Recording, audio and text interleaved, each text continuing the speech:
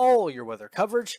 We are gearing up for more severe weather as we move forward through this weekend and all the way throughout next weekend as well. We'll break down what you need to know with that, as well as the heat that continues across the southern plains. Where does it go? Does it break down? Does it build? We'll answer those questions and also move ahead to look at your full tropical weather update at the end of today's video. But if you're not a new subscriber to the channel, make sure you subscribe below because I cover all of North America, including southern Canada, the United States, and the tropics the most on this channel. And be sure to press the thumbs up button as it helps to get all of this weather information out to as many people as possible. Please help me out there. I do appreciate it.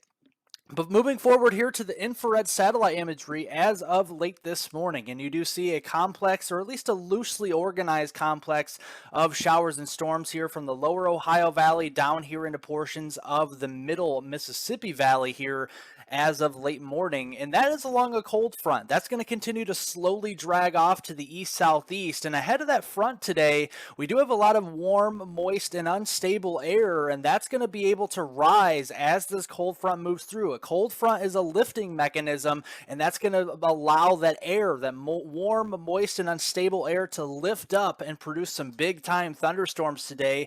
We do have an enhanced risk of severe weather across southern New York State and through much of north central Pennsylvania and far eastern Ohio and also northwestern New Jersey that we will highlight, but a couple other areas of concern here today.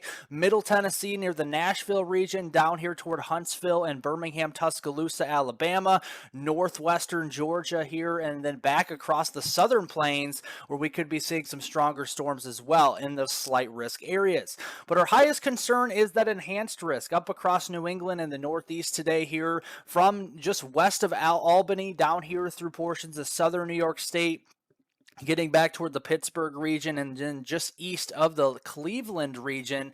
That's a level 3 out of 5. More numerous severe thunderstorms are likely later on this afternoon and into the evening. And just walking you through the threats that these storms could pose from greatest to least. So the greatest threat these storms could pose is some damaging winds in excess of 60 miles per hour. And that's especially highlighted in that enhanced risk for wind across southern portions of New York, getting into north central Pennsylvania and eastern Ohio here in that red shaded color. That's a 30% outlined area for wind. And then the second threat these storms could pose here after the wind threat would be large to very large hail, especially when you see these hatched marks here. That's where we could start to see hailstones in excess of 2 inches in diameter. That's hen egg size or larger, but in general, some quarter size or larger hail will be possible in the brown and yellow shaded color. And then the secondary threat will be tornadoes. It's a little bit more elevated today. We have a 5% shading across southern New York State, northern and central Pennsylvania, northwest New Jersey, and northeastern portions of Ohio. And even in the green shaded color, that is a 2% shading as we move through later on today. So watch out for damaging winds over 60 miles per hour, 2-inch in diameter hail or larger, as well as a few tornadoes across New England and the Northeast as we go through today. And here, timing this out a little bit for you guys, this afternoon, mainly seeing some isolated to widely scattered coverage of storms throughout the entire U.S. Anywhere you do see a severe risk today, mainly for the afternoon. The storms really won't get going until late this afternoon and more so early on this evening here, where we see more scattered and numerous coverage across New England. A couple thunderstorms we'll watch down here toward the Atlanta region, but then big blow up of storms back across the southern plains. Nice instability back here, a little bit of shear, and that will definitely start to foster the chance for more severe weather across Kansas into western and northern Oklahoma there, maybe as far south as the northern Texas Panhandle, eastern Colorado. We're going to continue to watch that through the evening hours. And then the next shortwave in the shortwave train will be moving down to the southeast across the upper Midwest on Sunday. You can see that little divot here.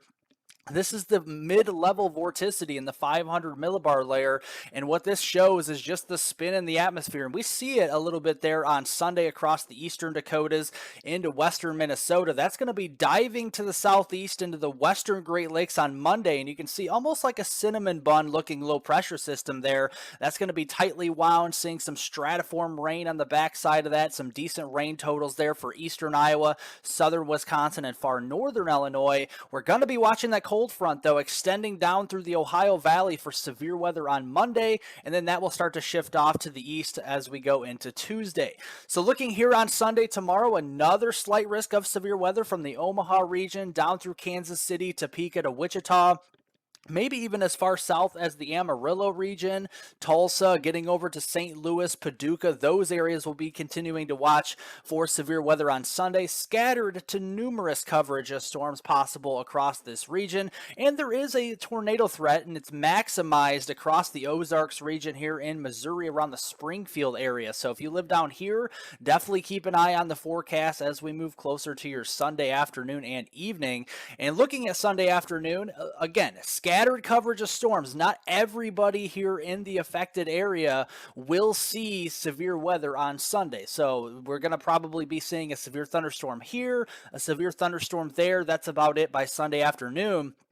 Then the main culprit will be moving southeast with that vorticity, and we're going to light up another chance for a complex of storms, what we call an MCS, a mesoscale convective system, from the Missouri Ozarks all the way down here to the Texas Panhandle. So we'll continue to watch that for more severe weather as that slowly drifts off to the south-southeast through Sunday evening into Sunday night, and then that all shifts east on Monday. So we have another slight risk for severe weather on Monday, similar areas to where we have it today from the Pittsburgh region over toward Baltimore here, Charleston, Cincinnati, getting down to portions of Lexington, Kentucky, Nashville, the Roanoke, Richmond areas into Virginia. So a lot of areas in coverage on Monday with that marginal and slight risk for severe weather. But then looking forward, though, to the heat out there. I know it's hot down in Texas. Many of you have said it's like 108 outside. When is it going to cool down? Well, we have some silver lining here in today's forecast finally, but we have to get through the next couple of days. So we still have those heat advisories in the orange. The pink shaded colors or the purples, those are excessive heat warnings. And then here in the central portions of Texas, the soil is just so dry and it's so hot out there with a little bit of wind. That could spark some wildfires. That's where we have red flag warnings. So make sure do not burn an open flame if you live in the Abilene region, San Antonio, the Dallas-Fort Worth area. Just don't do it. Waco, Texas. It's just too dangerous with the dry soils out there as we move forward. Even some excessive heat watches up here into the Pacific Northwest, Washington State, Northern Oregon, and Northern Idaho with some excessive heat warnings down into western portions of Oregon where we are gearing up for temperatures well in excess of 100 degrees moving forward. And let's just step back and look at the weather pattern. So this weekend, Saturday into Sunday here, so today into tomorrow, the high pressure is centered down here into the deep south into Texas and the lower Mississippi Valley, but that's going to start to build, though, over the weekend, especially into tomorrow across the West Coast and the Pacific Northwest, and then that really starts to retrograde. The high pressure ridge starts to retrograde and intensify as it does so across the Rockies into the Pacific Northwest early next week. This is Monday the 14th into Tuesday the 15th time frame, but then over the top we have that northwest flow that we've seen most of the summer. That's going to continue to shift down some cooler air across the upper Midwest into the Great Lakes and the Northeast. So let's look at those temperatures. So today, high temperatures, no mistake about it, 110 there in Wichita Falls, 107 in Dallas-Fort Worth, and 100 in Oklahoma City as we go into this afternoon. Much of the same as we go into tomorrow, 109, maybe 110 again in Wichita Falls, 106 in Dallas, and then getting up to 99, 100 degrees from the Tulsa region down here towards the Oklahoma City metro area. Look to the north, though. We got the northwest flow. Yeah, we're upper 60s. You're not mistaken. Yeah, upper 60s, low 70s across the Dakotas, Minnesota up here into northwestern Iowa. Very refreshing Canadian air mass moving down here as we go into Sunday. But then back off to the west, again, different story here. Temperatures will be well into the 90s and triple digits with those excessive heat warnings going into place for Western Oregon. And we see a 101 over there and even a 106. So very, very hot over there on Sunday. And then look at Monday, folks. It's 111 in Southwest Oregon, 106, 104, 102 up there into Washington State. It's hot across the Pacific Northwest, but you do notice a difference here. Look at all the cool air from Canada pushing south. Yeah, look at that. Mid 80s for portions of Oklahoma, from Oklahoma City to Tulsa, 76 for Amarillo. There's our silver lining here. And then there's the 103 in Dallas on Monday. But then look at, we have a cold front moving south into North Texas. And if it can drop south enough before washing out, I think there's a chance we could actually see highs into the 90s finally for portions of North Texas. I know it's just a small, modest change in our temperatures, but that will be a big help. And you'll notice it with temperatures going from near 105 to 110 back to the mid 90s, 96, 97. That's definitely a welcome sight even for North Texas early next week. But unfortunately, that ridge will come back later next week. So we'll warm right back up into the triple digits here, because you can see late next week, those maroon reds are on the way back across portions of the southern plains. So we're right back into the triple digits into North Texas by that Thursday, Friday time frame. But now we got to watch later next week as well. We got a stronger shortwave moving out of Canada from Saskatchewan, Manitoba down into our upper Midwestern regions on Wednesday. That's going to really start to kind of take more of a neutral to negative tilt on Thursday. A negative tilt trough we haven't seen most, if not all, of the summer here. So this is, some paying attention to as we go into Thursday, and then that starts to take a negative tilt by Friday as it moves across southeast Canada into the northeast. So looking here on Wednesday, as it's kind of in that neutral tilt phase, we have to watch a line of storms, probably a squall line with damaging winds, large hail, and even a few tornadoes embedded within that as we move through portions of the upper Midwest here. And the Storm Prediction Center is already concerned a few days out, already saying, hey, there's a slight risk of severe weather from Duluth down toward the Minneapolis-St. Paul region and getting down towards as far south as the Sioux Falls area there into South Dakota on Wednesday. And I feel this could be expanded in coverage and also intensity. We could have an upgrade to an enhanced risk again with the dynamics I'm seeing and as it gets closer. And then as we go into Thursday, I think it's possible we could have some severe storms, probably not as intense as on Wednesday up to the upper Midwest, but we still could be seeing from Michigan down through Indiana and central and southern Illinois, maybe a marginal or slight risk type of day there on Thursday. That'll swing off to the northeast, kind of lose its luster, even though it takes a negative tilt. It's more of a heavy rain setup for you, but I wouldn't be surprised of another marginal risk for Maine down through Vermont, New Hampshire, and into Massachusetts there on Friday. And then we'll quiet out and we'll heat up across the middle of the country as we go into Friday, August 18th. Over the next 7 days, today through next Saturday on August 19th, here is the rainfall map. This is the total rainfall accumulation. Pick your spot on the map. This is where you see it. The heaviest rains I see here across northern Wisconsin, getting into the UP of Michigan and northern lower Michigan. Those areas could see a nice soaking of rainfall in excess of 2 to 3 inches of rain. A decent soaking for portions of the Ozarks region and Missouri through the lower Ohio Valley on up into the mid-Atlantic and the Northeast. A nice 1 to 3 inches of rain there. But you do notice the haves and the have-nots down here into Texas, southeastern Oklahoma, southern Arkansas, Louisiana, and even western Mississippi. A nice hole in the precipitation here. That's where that center of that ridge is going to be. Even with that cold front dropping south, it's going to be a dry front as we go into early on in the week. So you'll be lucky to see even just a few clouds with that, to be quite honest with you. And then going across portions of the Pacific Northwest, it's also very dry here across Wyoming, Montana, Idaho, and the Pacific Northwest, including Washington State, Oregon, down into California, Nevada. We could have some moisture squeezed out in the Sierra Nevadas, but that's about it as we go through that long-term period.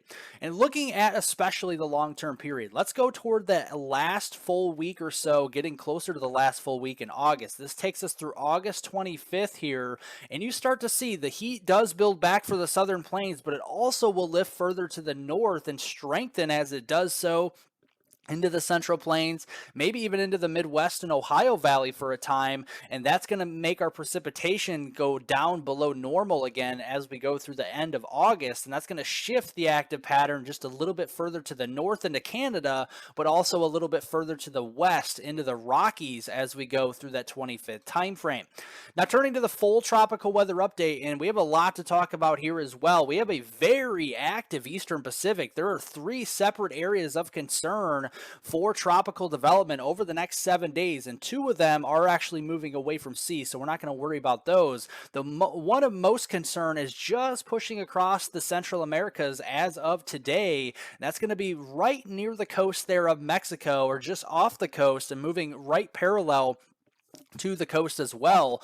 And you can see all the convection right now ongoing across the Eastern Pacific Ocean. Very busy in portions of the Central Pacific. We still have the remnants of Dora still out here well west of Hawaii. It's still going. Very long track hurricane across this region that moved south of Hawaii recently. But we turn our attention back to the Eastern Pacific. So as we go into tomorrow, we have a tropical storm likely developing here across the open waters of the Eastern Pacific. Again, this is a system we're not worried about. It's moving off to the west there over the open waters and away from North America. That's going to strengthen probably to a hurricane as we go into early next week on Tuesday. Probably a Cat 1, Cat 2 type of hurricane over here into the Eastern Pacific. Then we're watching the lowering of the pressures. That's with another robust tropical wave off the Central Americas.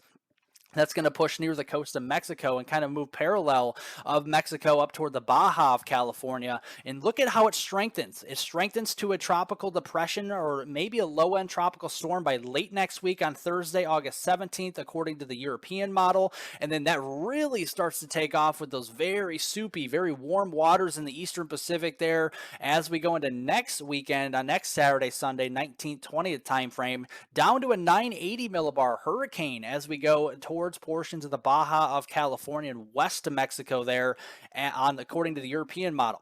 The why we're so concerned about this is because this could actually make, if not direct impacts, indirect impacts with wave heights out there, rough surf, stuff like that, and even some winds maybe getting close to the southern Baja of California. If the GFS model's right, it becomes a little bit more of a concern for the Baja because it's down to a 953 millibar low as we go toward next weekend. So some differences in the intensity. The GFS tends to be more biased toward a stronger solution, but it cannot be discounted because look at the warm waters out here, folks. We have waters that are similar to the Caribbean in the Eastern Pacific right now, 26, 30, 31 degrees Celsius. That's well into the 80s, approaching into the low 90s for Fahrenheit water temperatures. So it's going to take off once it does so across the Eastern Pacific. We'll keep an eye on that. Across the North Atlantic, the Caribbean, and the Gulf, no new tropical cyclones expected for the next week out here or the next 7 days. Very quiet. Another robust tropical wave moving off of Africa. But as of noted in the past several videos, that this is not going to become anything because of the Saharan dust out there and the wind shear that continues to rip all of these tropical waves apart here across the North Atlantic. We do have the warm waters though, regardless. So any system that comes off Africa, even if we have wind shear out here, we always have to keep an eye on it. But the good news is the wind shear is winning the battle here so far this year. But for how long though? So climatology says that as we get toward late August and early September, the Atlantic side starts to get more active climatologically for named storms and for hurricanes, even major hurricanes, as we get closer toward that September 1st and 10th time frame. So that's where we start to peak, is into early and mid-September. So we're going to continue to watch the Atlantic side, even though we're in an El Nino right now as we get closer, and I'll make sure to keep you updated on that as well. If you want any more updates, additional weather forecast updates here, including this video, make sure to hit the description down below the video and follow me there on X at hweather420. I do post on that platform very frequently throughout the week. Otherwise, thank you for supporting my channel and being here and watching. I definitely appreciate it. If you're not a new subscriber, make sure to subscribe to the channel down below. Press the thumbs up button to get as many people to watch this video as possible with all this vital information. You won't find this anywhere else on YouTube in this detail. And I also do appreciate all the support, again, the generosity, again, of watching my videos. I hope everybody has a great rest of their weekend, and leave any comments, questions, and concerns below. I'll get to those later on today. And again, have a great weekend, everybody.